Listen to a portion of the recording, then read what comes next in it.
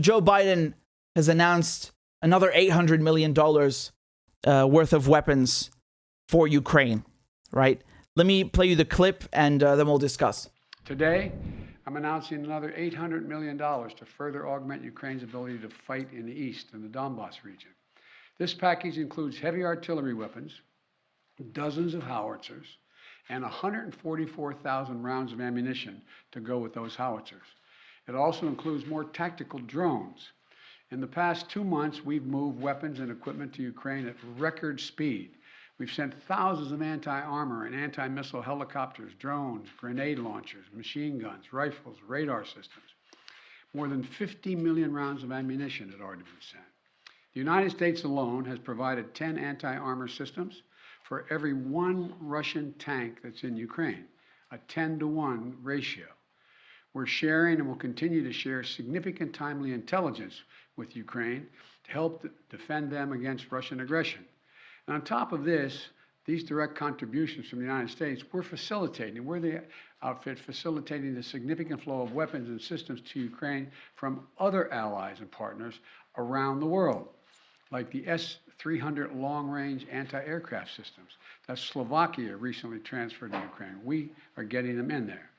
We won't always be able to advertise everything that our partners are doing to support Ukraine and its fight for freedom, but to modernize Teddy Roosevelt's famous advice, sometimes we will speak softly and carry a large javelin, because we're sending a lot of those in as well. Today, okay, I'll admit that last bit was kind of funny. You heard him. He said they're sending in S-300s. S-300s are surface air missile systems. They're developed by Russia. So that's quite ironic that you're gonna. I mean, look, don't get it twisted.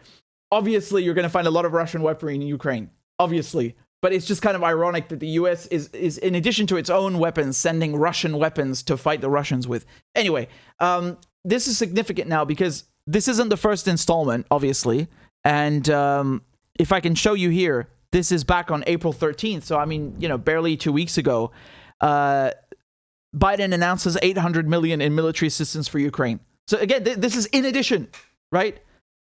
So today, $800 million. April 13th, there was $800 million. If you go and look at March 16th, there was also $800 million.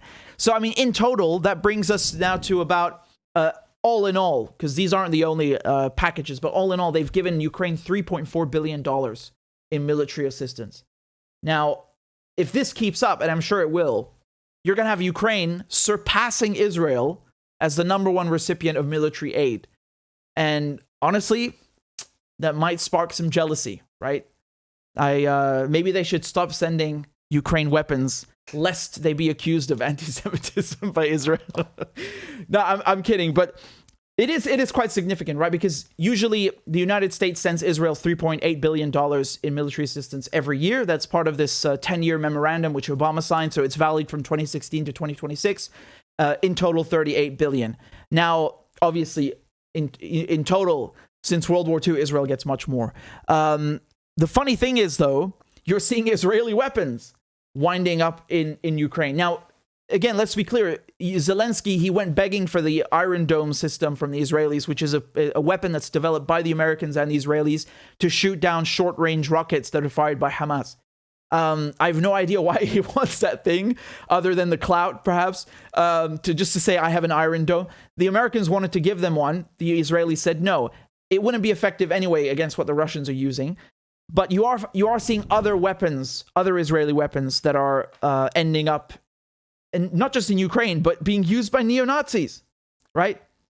Being used by neo-Nazis. So this is from the Jerusalem Post. It was published today on April 21st. They say the Matador is an anti-armor weapon joint produced with Israel and has recently seen used by the Azov Battalion, which is widely characterized as neo-Nazi ideologically.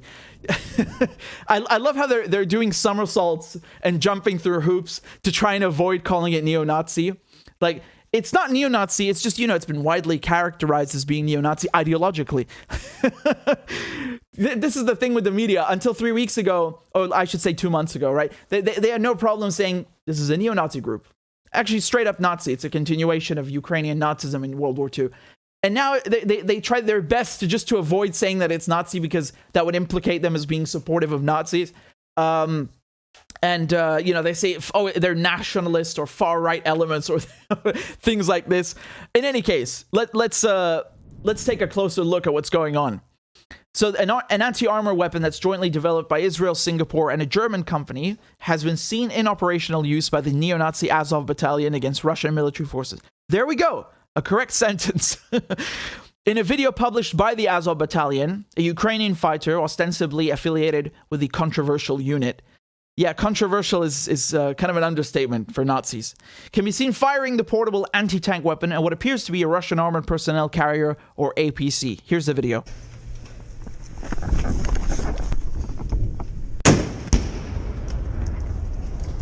Again, this is important to understand. The Javelin, the NLAW, and the Matador, these are basically different kinds of anti-tank weapons. They're handheld, and they're armor-piercing, and they're meant to take out Russian APCs, armored personnel carriers, or tanks, or other armored vehicles. And the Javelin is made by the Americans. The NLAW is British, unless I'm mistaken, and the Matador is the Israeli, or shall we say co-Israeli, German, Singapore weapon that we're talking about in this case. The German Defense Ministry listed 2,650 Matadors for purchase by Ukraine, and that was reported by Süddeutsche Zeitung.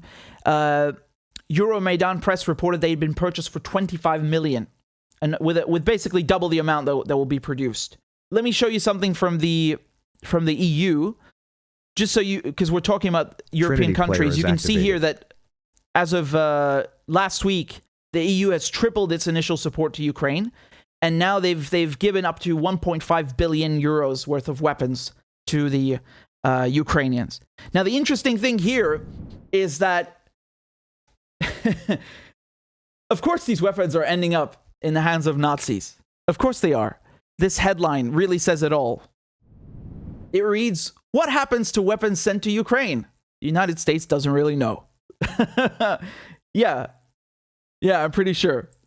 And you know what this reminds me of course? It reminds me of what happened in Afghanistan, in Syria, and it's funny because they claim, no, we're not supporting these Nazis. As a matter of fact, there's legislation in the US that technically forbids them from doing that, specifically the Azov Battalion. Obviously, that's not working. And when you send literally billions of dollars worth of weapons into a war zone, of course they're going to fall into the hands of people like the Azov Battalion. And I mean, in this case, the Azov Battalion are literally, they're integrated into the Ukrainian armed forces. So you really don't have much of a choice there. And you don't need to take my word for it. You can see the videos yourselves. I just showed you one where this weaponry is ending up in their hands. Now, let's take a little trip down memory lane, right? Because I remember when a few years ago they started supporting these rebels in Syria, the moderate rebels. Moderate. They were saying, no, it's just non-lethal aid. It's just a bunch of radios and maps, and it's just logistical support. It's just basic supplies, no weapons. And that turned out to be a lie. And everybody lied about this. The British lied about this. The Americans lied about this. They were not only giving lethal aid, weapons, to these moderate rebels, they had an entire program for it, right? So when they got rid of Gaddafi in Libya, the CIA started this program called Operation Timber Sycamore, and the whole point of this program was to take the weapons that Gaddafi had stored in Libya, his weapon cache, and funnel these weapons into Syria, into the hands of moderate rebels. Now, in case you haven't understood my joke so far, there's no such thing as moderate rebels in Syria. This is the media's way of covering up, of whitewashing, of hiding, of obfuscating what are really hardcore Salafi jihadists. So we're talking about groups like Al-Qaeda. We're talking about groups like, Jaish al-Islam, Faylaq al-Rahman, Hayat Tahrir al-Sham, which is... in Syria, you have to understand something. Al-Qaeda rebranded itself as Al-Nusra Front, and then it rebranded itself again as Hayat Tahrir al-Sham. It's just called HTS in English. And these are the groups that end up having these weapons, okay? And this is not just something we've seen in Syria, but I just wanted to again jog your memory. Take a look at this headline. This is from Military Times in 2020. They say the U.S. military did not properly store or account for nearly $750 million in weapons for Syrian partners fighting ISIS. So apparently it just got lost, It's normal, right? You just casually lose almost $1 billion worth of weapons. It happens to everybody. It happens. Come on, it happens. And again, just to be very clear, Operation Timber Sycamore was getting the weapons from Libya, but in addition to that, they were sending them weapons. The British were doing it, and so on. And take a look at this. This is again from the from 2017. This is from NBC, and they say ISIS weapons arsenal included some purchased by U.S. government. So now it turns out it's not just Al Qaeda that's taking the American weapons; it's ISIS as well. Right? And this doesn't make any sense because the Americans are supposedly in Syria fighting ISIS, even though they have no permission, they have no legal right to be in Syria whatsoever. They're an invading force. Their excuse they want to fight ISIS is garbage because they are literally supplying ISIS. How does that make any sense? It makes a lot of sense. If your objective is to keep wars going and you want to make money, this makes perfect sense. So it's not irrational. It's perfectly rational. Now, the thing is, I'm not going to read to you the whole piece, but basically, this a conflict armament research, which is an independent arms tracking organization, just CAR for short. They were researching where ISIS weapons were coming from, and they found that one anti-tank missile sold to the U.S. Army sold from the U.S. Army, made its way to ISIS in just 59 days. This of course doesn't just include American weaponry, but of course Chinese, and there's even a rifle from World War II, a Mauser, which is funny. Now, in any case. It doesn't end there. It doesn't end there because if you remember when ISIS became very strong and they started taking over big cities in Iraq like Raqqa and Mosul, I'm sure you remember these videos where they were driving down the highway in this like huge convoys. And the striking thing was that what were they driving? American vehicles. I don't know how well you can see this picture. I apologize for the low resolution, but they were coming in with not just American weaponry, but with American vehicles. And this is a huge embarrassment because the Americans had given all of this to the Iraqi army. And ISIS had committed massacres against the Iraqi security forces and then taken everything. And then last year, the Americans were withdrawing from Afghanistan, right? And they said they had spent 20 years training the Afghan security forces. And that when Biden was asked, is Kabul going to fall? And he said, no, it's not going to fall. It's nonsense. It fell. It fell very quickly. And again, what was the striking thing about that? You saw the Taliban using American equipment. This is from the Washington Post, August 2021. Taliban show off US-made weapons and gear in a bid to intimidate, project authority.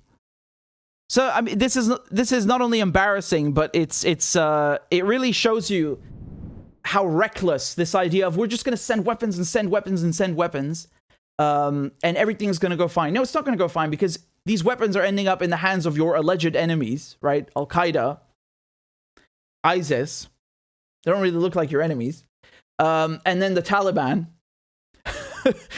And then in the hands of neo-Nazis in Ukraine. What do you think is going to happen when this war with Russia is over? What do you think the Azov battalion are going to do? They're going to come and just surrender their weapons to you? We're talking about very, very serious things here. We're not just talking about a bunch of pistols. We're talking about anti-tank, anti-aircraft. There's a very, very serious risk they could just shoot down a civilian airliner if they feel like it. This group becomes something that's completely out of control. And as we've seen, yes, they tell you there aren't that many Nazis in Ukraine. It's just a few Nazis. Yeah, but they're very competent on the battlefield. They project a lot of power. So their numbers are irrelevant at this point because they're one of the most dominant forces in this war. So don't come here and tell me like there's nothing to worry about. No, there is something to worry about. You're feeding a beast, a Nazi beast. And they're trying to make it look like they're just doing the honorable thing and they're fighting the Russians. No, this is reckless. And we've seen this movie before. They were selling weapons to Saudi Arabia, the Americans, and to the Emiratis, and then the Saudis and the UAE were giving those weapons to groups like Al Qaeda. Again, they might be thinking, well, our European allies will help us get these weapons to the Ukrainian armed forces. You don't really know who they're giving those weapons to. They could be just giving them exclusively to Azov. You have no clue what's happening. This is extraordinarily reckless. It's extremely reckless, and we've seen this film, we've seen this movie before. Multiple times, like I said, in Afghanistan, in Syria, in Iraq. and it's going to happen again in Ukraine. I can guarantee you. And the other danger is that you risk having a group like the Azov Battalion expanding outside Ukraine's borders, right? We're saying that Al-Qaeda are just a bunch of people that are in the mountains in Afghanistan. You have Al-Qaeda now in Yemen. You have Al-Qaeda in Libya, Al-Qaeda in Syria, Al-Qaeda all over the place. And again, that's 100% the Americans' fault, obviously. But my point is that don't think that these groups stay localized for long. There's a very good chance that they start expanding, and you've just given them the weapons and the money and the ability to do that. Well done. Well done. Who benefits from all this? The arms dealers. There's a reason that if I look up the Raytheon stocks right now, let's just take a look. What will we see? Everything is up, right? Because they're making bank. They're making bank like you would not believe. Look at this. Here's Raytheon stocks. Just in the past year, you can see how it just shoots up starting from the beginning of the war, right? And this is just one example of an arms manufacturer. If I look up BAE Systems or I look up Northrop, you're going to see the same thing. These are the people that are winning from this. So when they say we're sending aid to Ukraine, it's not aid. It's money for the weapons dealers. And this is the game that's always being played. And this is what a certain U.S. president warned everybody about, the military-industrial complex. You have people that will wage war because it is profitable. And if you call sending, weapons to Nazis a peaceful solution, well, I'm sorry, you got a weird idea of peace. The peaceful solution here, the diplomatic settlement, it has been very clear since before the war, right? Minsk agreement, Ukraine has to adopt neutrality, which is nothing wrong with that. There are many countries in Europe that are neutral. Well, many is a stretch, but you can become a neutral country perfectly well. There's no problem. There are diplomatic settlements that are available, and they're choosing to ignore the diplomatic settlements and just send more weapons because the people that run the U.S. government, that run the EU, they don't work for the public. They work for companies like Raytheon. It's their job to lobby on their behalf, to sell weapons on their behalf, and then the media package it. They put it in a nice wrapping and make you think it's something else. This is called adding fuel to the fire, right? That's what we say in English, adding fuel to the fire. This is exactly what that is. And the only people benefiting from it are the weapons manufacturers. Never forget that. It's so obvious that I didn't say it. But you do realize that the Biden administration, right, which refuses to cancel student loan debt, and they refuse to give you health care, they refuse to raise the minimum wage, just completely all around garbage. They're sending billions and billions of dollars to Israel to oppress Palestinians, to occupy Palestine and occupy Syria. And they're sending billions of weapons to literal fucking Nazis in Ukraine, knowing full well the weapons will fall into their hands, just like they fell into the hands of Al-Qaeda in Syria, just like they fell into the hands of ISIS in Iraq, just like they fell into the hands of the Taliban in Afghanistan. They know full well what's happening. If I know this and you know this, then they know this. And they're screwing their own citizens. Every single basic thing that most American allied countries have in Western Europe, Canada, like universal healthcare, free college, just the things that give you basic dignity in a society, they deny you. No healthcare, no student debt relief, no form of proper respectable wages where you feel you're earning a living. Nothing. Screw you. This money is going to the weapons manufacturers. You know why? Because the weapons manufacturers are your government. Lloyd Austin, the defense secretary, who's really the offense secretary, he literally worked, he was a board member at Raytheon, right? Till the day that he became defense secretary. So this guy has a vested interest. He has a financial incentive to wage war. It is good for him and his buddies to make sure the war in Ukraine continues as long as possible. This is just one person. I'm just telling you about one person. And that should be concerning enough, that you have somebody who comes from an arms manufacturer as the defense secretary. Of course, he's not the only decision maker. Everybody in Wall Street, everybody in the military-industrial complex, they are running the government. That's the real power center. they're screwing their own citizens. They tell Americans, screw you, you can't have the basic things that other countries have. No form of relief whatsoever in terms of student loan payments, healthcare. No, sorry. Raytheon can have this money and we're going to line their pockets and screw you. Tell me, how is this any different from having Bush? How is this any different from having Trump? Biden is now ballooning the military budget even higher than it was under George Bush and Donald Trump. Can you imagine? Trump already raised it to the highest it's ever been in modern times, and now Biden is raising it even further. It's so funny. They always have money for wars. They always have money for corporations to serve their corporate masters. They never have money for good things. Weird. It's okay though. There will be food shortages and higher gas prices and higher food prices. It's okay though. It's for democracy, right? Because Ukraine is obviously a very brilliant, shining democracy. Banning opposition parties, arresting opposition leaders, consolidating the media, hunting down journalists and bloggers. Very democratic, right? This is the pristine, the prime example of a liberal democracy. Just Nazis running around with machine guns and anti-tank rockets. Yeah, totally normal. This is great.